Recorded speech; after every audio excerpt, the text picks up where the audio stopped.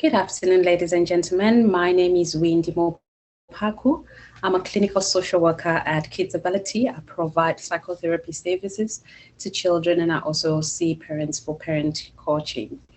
So today we're going to be spending some time talking about managing children in anxiety, managing children experiencing anxiety, more especially around this time where children have to return back to school. So I hope that from this webinar, you'll be able to pick up a few nuggets that you could implement as you assist the children to transition from the holidays towards back to school. Before we get into the presentation for today, I'd like to just kind of touch on the disclaimer that the information that we'll be providing here is not intended to offer any medical advice and should not be relied on as a substitute for professional consultation with a qualified healthcare provider. So if you have any concerns or areas that you think you may require intervention, I strongly recommend that you consult with a qualified healthcare professional. All right, so today we'll spend some time on a few of these key points that we'd like to talk about. So we're going to look at understanding anxiety, then looking at back to school and anxiety, then looking at how to notice anxiety in children. So here I'll share with you a little bit about cognitive behavioral therapy, where we look at thoughts, feelings, and reactions. And then from there, I'll give you some ideas on how to assist children to think realistically, and then some tips on what you can do in terms of the practical management of helping children to calm down when they're anxious, as well as thoughts-based. This is more the conversation that you'd have with the child when they're much more calm and regulated, to hear their frame of reference and how they interpreted the situation. Then the last bit will be to look at exposure and the function of exposure in managing anxiety. All right, so my personal favorite slide is this one, anxiety. So if you look at this cup of tea is busy wondering, what if nobody likes me? What if I taste weird? What if I'm too cold? What if I'm too hot? What if I'm just right and I can never live up to it again? So as you can see, this cup of tea is extremely anxious. It seems like there's no way around this anxiety. A lot of times we see this with our children, and they experience anxiety from different kinds of things, and we'll speak about the different types of anxiety that I work with, as well as other professionals within the mental health spectrum work with. So now we want to look at back to school. So some schools have already opened, some are opening next week, some they're a little under a week. They've already started. So still in that kind of buzz of trying to get back to school, trying to make sense of the new grade, trying to make sense of the new school year. So with this, I would like to always suggest that even before school starts, it's always important to try to go back to routine as soon as possible. So we kind of want to emphasize on going back to the basics. So with this, I'm referring to bedtime routine. During the holidays, children are not really confined to the normal sleep routines. Sometimes they're traveling, they're with cousins, they're with family, doing many different kinds of activities. So you find that their bedtime, they may not even be in the house. So now, a week ahead of the school time opening, what I would recommend is really trying to let them go to bed closer to the time that they would normally sleep once they're back into the routine of going back to school. Nutrition is very important. The children will need to spend the whole day at school, so they need food that's going to fuel their body, keep them energized, keep them integrated in the learning, keeping them really focused and keeping them nourished so that they can carry themselves throughout the day and do the activities that they need to do. And then my personal favorite is listening to your child. Many times children communicate how they're feeling and where they're at. So I'll give you some tips, and you may catch yourself within the different strategies that you may have used, and I hope that you'll be able to pick one or two things that you can start looking at differently and utilizing in a way that you can support your child. So, and then when the child articulates some concerns or some anxiety, I would also say role playing is some of the things can be quite useful in helping the child to learn how to problem solve. So give them opportunities where they can find solutions to problems that they may be experiencing. So role playing gives that chance. And when they are confronted with a similar situation while at school, they may be able to remember how to handle that situation and really cope with it a little bit better. So try not to jump into the habit of giving children solutions or fixing things for them all the time. It actually heightens the anxiety when they go into the school setting because they spend so much time away from the parent or the caregiver, which means you need to capacitate them and give them skills that will allow them to function fully and to be as resilient as possible when they're at school. You want to focus also on the positive things. Some of you may still need to do the last minute shopping. So with that, you want to look at their favorite snacks and you want to look at the expectations. What are the things that they're really looking forward to? Give them some treats. Get a new pencil case with some of the character animals they like. Get the stationery that they find quite interesting, because those little things could really help them as they transition back to school. Get them a new backpack or a new lunch bag. And then as a parent, this is more for you. You want to model confidence. So the goodbyes and drop-offs can be a little bit difficult for both the caregiver, the parent, as well as the child. So when you're doing the goodbyes, you want to try and be firm as possible, and so that they can see you are also okay to let them go, and you believe that they will be able to cope for the duration of the school time, and you're not going to just let them run back to the car or give you many reasons as to why they don't want to. So this, you want to come to a place where you're comfortable as a parent and you exhibit a lot of confidence as you let them go into the school environment. All right, so I think, therefore I worry. So a lot of times we have thoughts, and for children, they may have thoughts that pop up. Some of the examples of thoughts: everyone hates me. If I can't do anything right, people will think I'm a loser. If I can't do anything right, maybe that means I'm dumb. If I fail, perhaps I won't go to the next grade. What if the new teacher doesn't quite like me? What about if I don't make new friends, or the friends don't really want to hang out with me? So they are quite anxious about many different aspects of their lives, and these anxieties are very real for them. Those questions and those pop-up thoughts are really happening as they are thinking about returning to school, even a couple of days after returning back to school. So we want to kind of be mindful of how we can engage in conversations around this. So what I'm going to do is I'm going to spend some time helping you with understanding anxiety. A bit of psychoeducation of what anxiety looks like can be quite helpful in you recognizing when your child is anxious, therefore helping you to utilize the appropriate tools to help them manage the anxiety and function to the best of their abilities. So when we look at us as human beings, anxiety is part of us. There has been a time in each individual person's life that they've experienced fear. This is quite normal. Anxiety is expected to be normal, transient response to stress.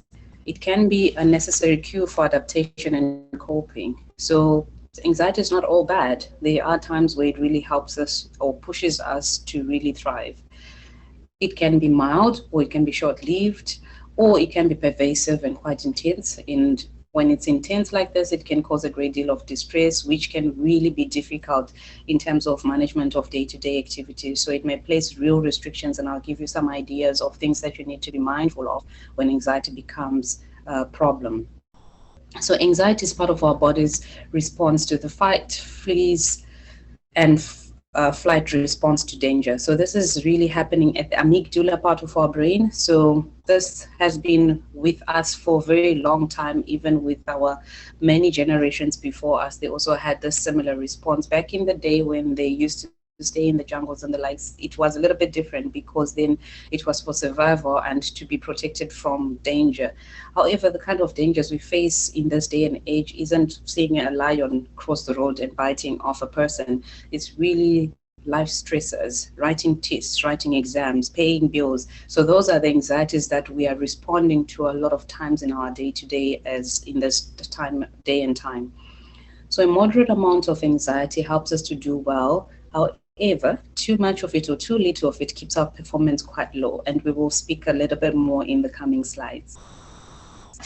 Before I get to that, I'd like to give you just a glimpse of what the different types of social anxiety that we work with. So we have school phobia, anxiety. With this, it's really for children that are school going, and what we normally see is difficulties to go back to school. Sometimes they are quite upset before they have to get out of the car to walk to the school, get on the bus. Things like that are really difficult. So you can imagine every day in the morning, if you have to undergo a rigorous process to just get the child onto the bus, to just get the child in the car, or to just get the child out of the car to go to the to transition back to their classroom, it can be quite a bit. And we can provide you some tools. If you feel that the tools that you pick up from here are not sufficient, we are happy for you to make contact with our office at KidsAbility, and we'll be able to see how best we can support you by providing therapy or tools and strategies to assist you and your child. Then we've got separation anxiety. So this, again, some parents may say it's quite normal for children to always cry when they're separating from their parents. However, if this is happening quite repeatedly, almost every time they have to separate and do another task, they have to transition from one thing to the other, then they may be experiencing a lot of difficulties in moving from one activity to the other, more especially separating from their caregiver. And they may have a lot of what ifs, a lot of thoughts that are quite negative that make them become so fearful of going into another environment where they're not really sure what's going to happen. And then we have got social anxiety, where we see a lot of the children and young people struggling to interact with other peers. They struggle to communicate with adults. They struggle to request for services or support because it requires you to have an engagement with another person. So a lot of times children with social anxiety can do a lot of mind reading. They can do a lot of jumping to conclusions, assuming that the other person may be judging them, or they may even have a lot of social perfectionism, that they feel that they need to be presenting a certain way. Therefore, if they're not able to live up to that expectation, it means that they are not really good. So you may see a lot of all or nothing behavior happening with this. And then what you would see at home is the avoidance that comes with that. Then we've got generalized anxiety. This tends to be worries about life, children really thinking they cannot perform. They worry about the future. They worry about many other aspects of their lives in general, that they become quite fearful, and this causes them to avoid, or this causes them to really withdraw and become much more isolated from their peers, because they're constantly ruminating around the worry that popped up in their head. Then we've got panic or somatic symptoms. So these are really symptoms that are related to body sensations, that people may feel that they have stomach aches or headaches when they experience anxiety. Others, it becomes a full-on panic attack where they experience difficulties breathing. So they may not be a trigger, or they could be a trigger in the different situations, and then you see a whole panic attack happening. So these are the different types of anxiety that we are going to be spending some time on today. So when to recognize a problem. When I see children in therapy, I normally refer to these as bad worries. As I alluded to earlier on, I told you that worry isn't always a bad thing. So when I use worry, I'm kind of using it interchangeably with anxiety, because I kind of use that with the children to make sense of what it looks like when they have the negative thoughts. So this, when they start having a lot of distress, this becomes a problem when the thoughts become extremely irrational.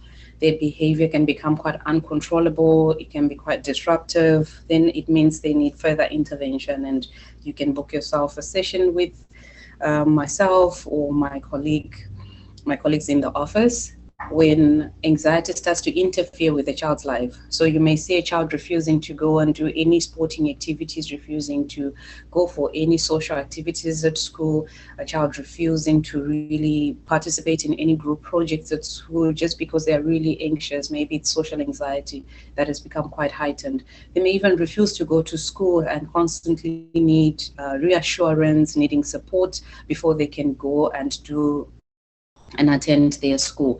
So it then means that it's interfering with their day-to-day. And then avoidance, when you notice that a child is avoiding, this is the one that is quite typical for a lot of people, even with adults. When something is uncomfortable, something is being perceived to be threatening by our brain, sometimes people respond in a way that they want to avoid that, because the discomfort is there's nothing pleasant about feeling uncomfortable. So they tend to avoid that. However, we need to be careful with this, and that's where I'll speak to you about exposure in the last slide, because the more we avoid, we are actually reinforcing the anxiety. So there's a certain amount that you'd say, Wendy, do you mean that we should not avoid things at all? Far from it. There are times where you realize this is causing significant amount of distress in your child. You're mindful of what your child is experiencing, where they're at. Then you make that call to realize, you know what, this is not really that important, so we can skip on this. Make that call and judgment. However, if you have noticed a pattern of avoiding certain things or certain activities, then you need to really look at it and realize that it's interfering and impacting on the child's overall functioning. So some of the signs and the symptoms, as we were talking about panic or somatic symptoms, these are just, this is not an exhaustive list, but just a snapshot of some of the symptoms that people experience. So it ranges. A lot of times people don't experience all of this at once. You may have a handful that are quite heightened. So you'll find others experience mind reading, mind racing, possible sleep disturbances. That's sort of a full on after having a panic attack, because now you're aware of it and you're struggling, and maybe if you have a test the following day, then the child can really have a disturbance in their sleep. Feelings of breathlessness, swallowing, feelings of breathlessness, breathing fast or shallow breathing. They may experience nausea, lack of appetite. Some instances, they may experience restlessness, jelly-like legs. They may want to run, that flight response, sweating, shivering, shaking. Some may experience trembling, heart palpitations, difficulties in swallowing. Others may have vision blurriness, dizziness, and lightheadedness. Just different kinds of symptoms that you may experience as you're experiencing an anxiety or panic attack. All right, so what you may notice as a parent when you're working with your child, you may see that the thoughts and the reenactment, and this really comes across in the storytelling. They may talk about their worries over and over. You may hear it as you're driving. They'll tell you, I don't really want to go to my friend's house because of this and that. So they'll talk about the worry over and over. They may recreate stories in their play. So then you can see they're reenacting that worry, which means that it's still very much apparent for them. What you may also notice is the mood. Their mood may appear quite low. They may be sad. They may become a bit more tearful, more withdrawn, because as soon as they perceive something to be a threat, then they want to withdraw from it and avoid it. And that really affects them. And their behavior, sometimes you may notice young people and children becoming angry, being argumentative and getting into fights. Sometimes the reaction is quite disproportionate to the situation that might have happened. They may demand attention from the caregiver. They may become quite needy and requiring a lot of reassurance. We normally see this with social anxiety and separation anxiety. They may lose confidence and avoid doing things like school or going to work or even seeing friends. And then the physical observations that you may notice would be changes in their sleep. Appetite may become a challenge. Some may overeat, others may undereat. And then the physical health complaints about headaches and stomach pains. So now that you have observed all of this anxiety, you may be wondering, how do you then get to converse with the child? Many parents have indicated to me that when the door gets shut in our face, we ask, how are you? Then the child just responds, I'm doing fine. Can you stop asking so many questions? And the parent doesn't really know where to go from there. So here are a few suggestions on how you can explore anxiety with your child. You can ask them open-ended questions. So for example, you could say, what kind of worries do you have at the moment? But you need to be aware that children may not want to speak and they may not want to share because they are feeling uncomfortable, they are feeling judged, they have negative thoughts sometimes even as you're speaking to them, because many thoughts rush through our minds, and it is the automatic negative thoughts that really trigger the feelings and the behaviors that you may actually be seeing. So what you could do, if the door is shut in your face, do not leave the child, continue to remain in their presence, but perhaps be curious.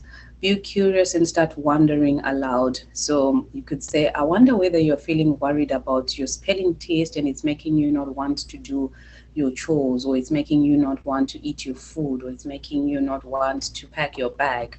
So whatever you are noticing, then you can indicate that. Sometimes it helps the child to jump into a conversation. Sometimes you may even use an example that's not quite accurate, and a child may have a need to correct you and indicate that's not what's going on. And you can have a conversation going forward.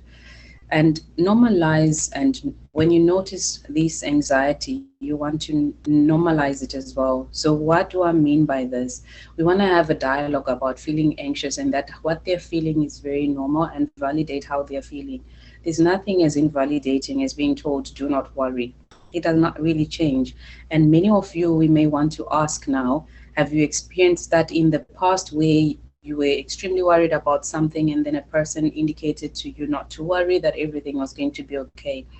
Did that statement make you worry less? Did that statement make you feel relieved and able to carry on? Many a times that answer would be no. So normalize and let them know that I do notice that you're feeling anxious, and it's okay to feel anxious. And if you are comfortable, you can let them know or mention a time you experience a similar feeling and how you dealt with it. Sometimes that gives the conversation a little bit more, so that you can start exploring strategies that may be useful and helpful. What I find helpful, more especially with the little children, sometimes with the adolescents, is to externalize the anxiety. I find if we are really talking a lot about how are you feeling, what's going on here, they really feel quite attacked and become defensive in some instance. So when we externalize the anxiety, I've seen it yield more positive responses or having more conversation in the session than perhaps the typical way of going about it. So with children, sometimes coming up with a character name that can help you to, even as you're engaging in your day-to-day, you could just remind them that you're noticing they're anxious. Instead of saying, I noticed that you're feeling anxious when you are in a public place, you can use the character name that you would have identified. Like in my case, I use an animated program, and we kind of refer to some terms like widow. So then I could ask the child, it seems to me like widow is awake right now, what's going on? Then the child can expand further and let me know if my observations were accurate, or if I'm a little bit off. They will let me know, no, still quite resting, but widow is beginning to wake up now. And then we kind of look at, what do you think widow is latching onto right now? So those are thoughts that we're thinking, or ideas that may be triggering anxiety. Then I'm going towards exploring the thoughts that the child may be having. All right. And then the externalization process really helps to empower the child to fight against this anxiety. And then families also need to work as a team against anxiety. So then you can let them know, I think Widow is about to do this. What do you think we can do to help you out? That helps the child to know that they've got the support, and they can come to you when they require that additional support. So here we will spend a few minutes talking about what you can do to help the child.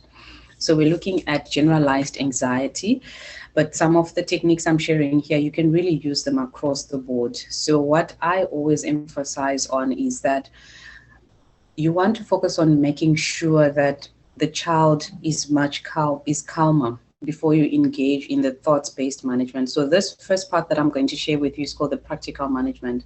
So here we look at different techniques that help them to calm down. And this is not an exhaustive list. I will talk to you about a calming kit, but these are just some ideas, and you can tailor make them to suit what your child prefers and what they enjoy most, because the idea here, the goal here is to help them to calm down. So you can look at grounding techniques. So the 5 senses, 5 things that you can see, name 4 things that you can hear, 3 things that you can smell, 2 things that you can taste. So then they have to pay attention to doing that. And in that, you're distracting them from being quite anxious about whatever they were perceiving or thinking is overwhelming. Then they start to calm down. And from there, they're no longer really responding with their amygdala, and they start working with their prefrontal cortex, which helps to kind of look at the thoughts, to look at the facts, the logic, and the reasoning. So you can engage with them a little bit more, because, and when they're so anxious, they're in that unrealistic, in some cases, really uncontrollable state where you can't really do much. So you don't focus on engaging, asking them, how are you feeling? What's making you feel this way? You won't get far with that. So really, the grounding techniques, Breathing exercises, we've got several ones. We've got apps that you can use, meditation, you can check for quick videos online, whatever that you prefer. Some of the things that you can do as well are physical activities. With no doubt, physical activities really helps to release those happy hormones. Once the endorphins are running, then the child becomes more calmer and you can engage in the conversation a little bit better. So you're jumping jacks, running around the garden, jumping on a trampoline, yoga, or stretching. And as you can see with my two boys there, they are quite enjoying their stretching. They've stretched right into my slide. So that one is progressive muscle relaxation, tensing up the body, then relaxing, tensing up the body, then relaxing. So they focus on that, and that helps to calm down. So just to come to the calming kit, for children, you want to have a handful of ideas that helps your child to regulate.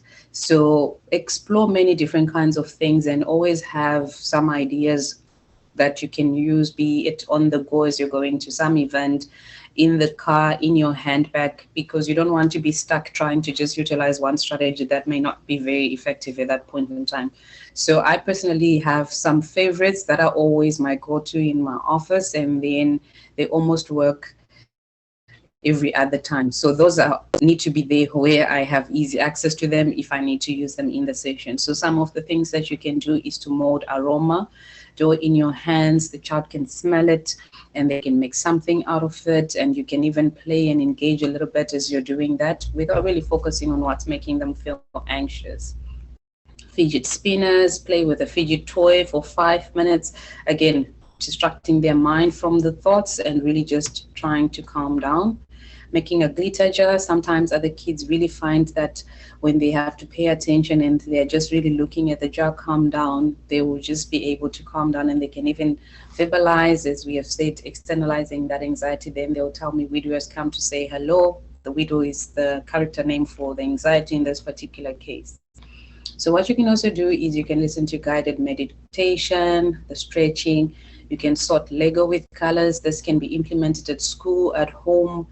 And then color pattern, coloring book. These are also good when you're driving. You could easily give your child, depending with their age, and then if they become dysregulated, they can easily grab this and allow you to still maintain driving to get to your destination safely.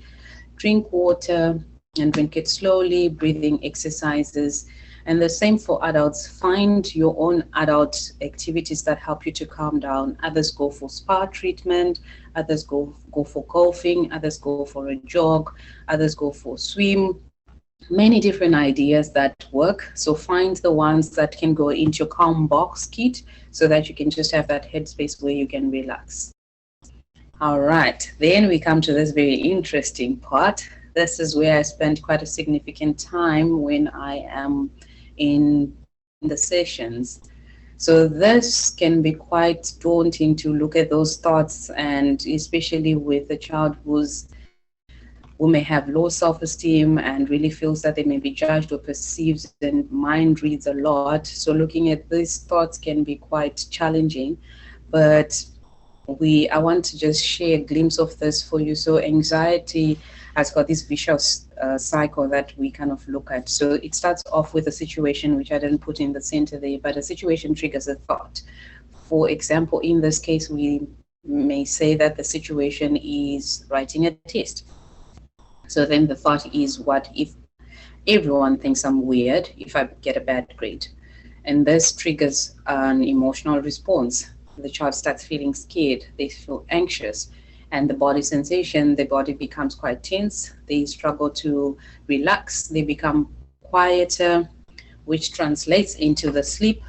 They do not sleep well, their sleep is disrupted, they may not eat well, and then it goes on and on. It becomes just a vicious cycle. It needs to be broken, and we need to be looking at the different strategies that I'll give you in terms of how to break this vicious cycle from maintaining. All right, so we use the cognitive behavioral therapy. So this is the cognitive triangle, maybe easier to remember. So in the center is the situation, up top is what you think, and then the little person with the heart, how you feel, and then how you act. So all of that, what you think, if you have a negative thought, then you feel negative, and then you act in a negative manner. If you have a positive thought, then it impacts how you feel. You feel positively, then you act more positively. So I won't spend too much time on this, but just to give you a snapshot of what we do as well in therapy. So when we are thinking, normally what happens is that our thoughts become quite distorted. And I want to highlight on these three because we're really looking at the labeling lion. This is a lot of times where children may really put labels on themselves. So I use CBT animals, and I'm referring to cognitive behavioral therapy animals because it's a fun way. Children love animals and they can recall this quite easily. But with adults and young people, we normally use the clinical terms for them to remember. So in this case, a child may have, we can refer to filtering fish, where they're only paying attention to the good or the bad of the situation. If we go back to my slide on this one, this child is really having the negative distortion of thinking that things are all bad and they are not going to be able to get things done. They will be labeled as weird, or people will think that they're not smart enough, and then jumping to conclusions as well. They're reading other people's minds. This has not happened. It's actually just being processed in the child's mind. So there's a distortion there. And with kiddos, I normally use language like thinking traps, thought holds, just so that they can relate. Because clinical terms like cognitive distortions can be a little bit tricky for the children to remember. And then we've got other situations that we look at, like these are many of the ones that I use in the sessions. Sometimes the catastrophizing turtle, things are going to be way worse than they really are. Really looking at black and white thinking, things are all good or all bad. So you want to help children to understand what trap do they think that they're falling into. Could they be overgeneralizing when they say, I'm never going to make any friends? So as you hear that statement, that means that the child is really struggling with something. So I will never be able to make any friends. I can never do anything right. Okay. So when we have identified the anxiety, what I always say, it's important to kind of get the intensity and know how to rate the anxiety or any emotion, because some emotions may still be a little bit mild and not really require any intervention. As such, you don't need to intervene or support the child. So what you can do is if you have something like this on your phone or in your house, it helps the child to kind of know. Later on, you won't necessarily need a visual. You can just easily prompt them and they will know what's going on. So if it's between 0 to 3, 4, it's really not impacting, no pain, not sometimes distracting the child, but not really impacting on what they need to do. When it becomes a bit moderate, it starts interrupt some of the activities, becomes hard to ignore. The child may start avoiding usual activities. When it climbs by 7, 8, 9 there, and then you can see that it's becoming a little bit awful. The child feels that it's really hard to do. They feel they can't bear the pain, rather they just avoid. So you want to understand on the anxiety, how anxious are they feeling? Then it helps you to know if you need to support them or if you need to utilize some strategies in helping them. So when we're looking at the thoughts detective, there are many strategies, like I told you about, using the cognitive triangle. Sometimes I also like to use this from a program that we are utilizing, lessons to use here at KidsAbility. I will share some of the references towards the end of the slide. So I employ the child to become a thoughts detective. So with this, they start using the 5 C's. The first one being catching the thoughts. So they want to stop after having a situation, catch a thought. What is making me feel this way? Why am I worried? And what do I think will happen? Then checking for thinking traps. And again, with the thinking traps, we're coming back to those cognitive behavioral animals. And then collecting evidence. So this is evidence against, looking at alternative possibilities, and then challenging the thoughts, asking themselves, what's the worst thing that could happen? And then the last bit, which is usually when we get here, my work is almost getting done. They're reframing the thought and they're able to have a more realistic approach to what's going on. So I'm going to quickly fly through these, identifying the event that's causing the worry, asking yourself what is happening, catching the thoughts behind the feeling, asking yourself, what exactly am I worried about? What is it about the situation that is concerning for me? What do I think is going to happen? What is this thought based on? And then collecting realistic evidence, ask yourself, how likely is this going to be? How likely is this? Have you ever seen it happen to somebody else before? And how many times does it happen in general? So just to kind of bring it back to being a bit more realistic. Number four, looking at alternative explanations. What else could happen? So you got to ask yourself those things. What do you think would happen if this happened to somebody else? So sometimes telling a child to maybe look at the same situation and what advice they would give their friend experiencing the same can help them to come up with problem solving skills. Reframing and identifying realistic thoughts. So here then they are reframing and looking at the new thought. All right, so as we nearly wrap up, we look at parenting strategies. So there are different strategies that parents use. So some of the strategies that parents use, others provide reassurance, others tell a child what to do, others become quite impatient, others allow avoidance, others become really tough, others prompt independence, and then others really ignore the behavior they don't want to see altogether.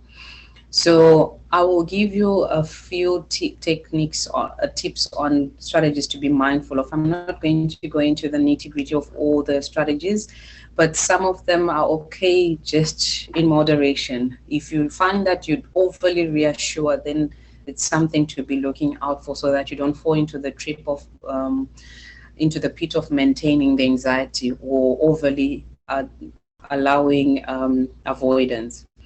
So the areas that you need to be watching out for, the reassurance. So when you constantly reassure a child, they perceive that the situation is a threat and they feel that they are not safe and they constantly need that support. So when you're not there to provide that, they'll be seeking from other people. And if they do not receive it from other people, then they become extremely dysregulated emotionally.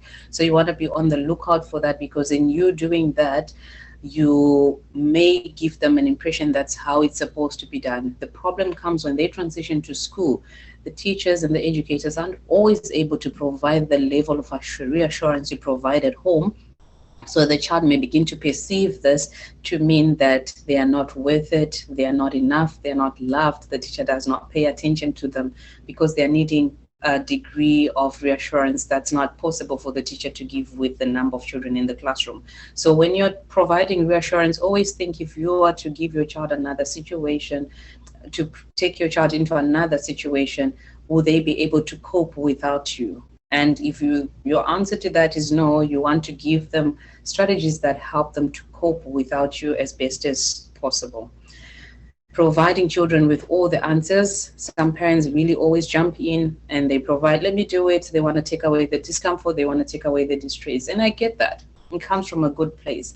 However, just be mindful not to incapacitate your child such that they are always looking for somebody else to provide solutions for them. So give them leeway, give them a chance to not get it right, and then prompt them again to try and solve things so that when they do, they start believing themselves. So giving them a chance to try new things helps them to build their own confidence and self-worth, and then allowing too much avoidance. So again, naturally, a lot of parents fall into the trap of avoiding situations or activities that may trigger a lot of discomfort or anxiety for their children. It's not always easy to see your child quite stressed out. So be mindful of that, but also give them a chance to learn to engage with other people. Give them a chance to learn how to separate and to know they're going to see you after 5 hours of doing something. They're going to see you after you drop them off at a friend's house for a play date. Start giving them more activities. So we'll speak about exposure as we're about to wrap up soon. And then practice talking about coping thoughts in the home environment. You can also verbalize this as the adult, so that as they go to school, they can internalize some of these things. I am safe, I can do this, you've got this. So those kind of coping thoughts and affirmative words can really help the children to transition from the different kinds of things, and they start realizing their emotions, and then they also build themselves up to do the activity that they need to do. So the coping thoughts really help to build their resilience. Perfectly imperfect, so making a mistake is okay. It does not mean that I cannot do what I was meant to be doing. It does not mean that I'm stupid. So you kind of help them with these coping thoughts. Let them know that they matter, they need to start articulating this, and make them, with the exposure, they will have some reference. So this is in line with, I've done it before, I can do it again. So if they've had an opportunity to do something, then they'll be able to do it again. So I like this little picture of this little girl that's smiling in the corner. They are really thinking about back to square. And, ooh, it's a lot, and they think about all the possible what ifs. So give a child a chance, gradually expose them to opportunities that can help to build their resilience. So to face fear to fight fear. So you can't avoid fear by not facing it. You got to face it, and then that's how you overcome. However, the facing has to be done gradually, and this is something I particularly do in therapy in terms of using different strategies of helping them to do mini goals, and then building your child's strengths and let them learn to do things by themselves. The child must stay in the situation long enough. So don't try to get them out of the situation because they cried so much. They got to stay in it until they can overcome. Repetition is critical. It's important for them to do it over and over again before we can finally see the progress. And for parents, it's important to note that progress is not going to be a smooth road. There will be bumps along the way, and that does not necessarily mean there's no progress. So there is progress, but we just need to get to the softer side of things. Right. And it's important to increase the motivation of your child, and you can use various strategies. Some of them could be incorporating rewards in your learning. You can do a family activity, do collaboration, teamwork. When you realize something is difficult, maybe you might have shared something you also struggle with, make it a game and you laugh about it, and the child may become more willing to try out. So it's important, again, as we are about to wrap up, to remember that we're all unique and every child is unique. As a parent, it's important to gain a better understanding of your child so that you can help them when they require support. So these are a few resources some of my clients have indicated that they've used and they found them quite useful. You can try them out, or if you've got other ones that you are happy with, you're welcome to do that. These are the references of some of the information that I have been using in my webinar, and we won't get to the question and answers right now. And I would like to thank you, and we really appreciate you looking at this video. And I just want to indicate a copyright disclaimer. If you'd like to use this presentation in future, kindly request permission from KidsAbility on the email below. This is a snapshot for some of our colleagues in the office. We are a multidisciplinary team. We render a lot of services: psychologist, occupational therapist, speech and language pathologist. Thank you very much for today.